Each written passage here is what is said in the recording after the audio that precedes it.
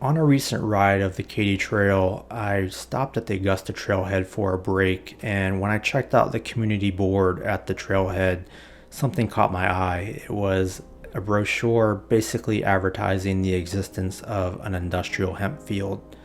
I wasn't able to visit the field on that particular ride, but this video is of my ride to the field.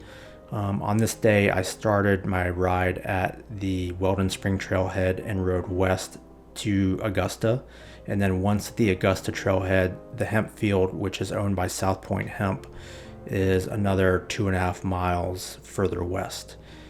If you're riding or coming from the east from the Dutzau trailhead, I believe that the hemp field is about 5 miles away.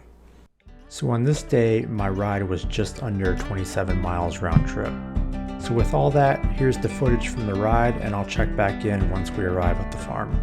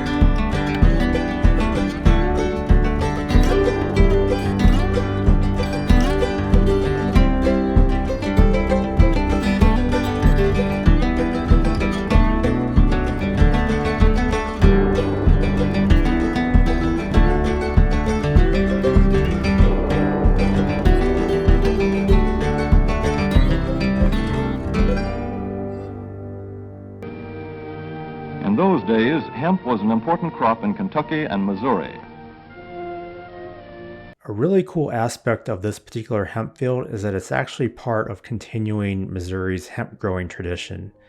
Hemp production in Missouri goes back to the 1800s, and Missouri was actually only second to Kentucky in the amount of hemp produced as reported in the 1860 census. So what happened, and why don't we see many hemp fields in Missouri today? South Point Hemp's brochure sheds some light on how hemp fell out of favor in the 20th century. Reading from the brochure, they say, "The passage of the Marijuana Act of 1937 began the taxation and regulation of marijuana and criminalized the use of the plant as a recreational drug. It could still be used for authorized medical and industrial purposes if approved and taxes were paid. While industrial hemp wasn't 100% banned, it was given a bad name, and importation and commercial production became less economical. In 1970, the Controlled Substances Act put the final nail in the hemp coffin when it became a Schedule I controlled substance.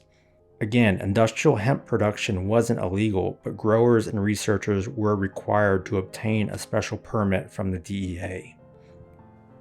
In 2018, hemp reigned victorious when the 2018 Farm Bill removed it from the Controlled Substances Act and legalized the cultivation and sale of hemp on a federal level. So in 2018, everything changed for hemp. Special thanks to South Point Hemp for allowing me to explore their farm and for answering all my questions. If you're in the area, I definitely recommend you stop at the field and take a couple minutes to check it out. Thanks for watching. I'll see you in the next one.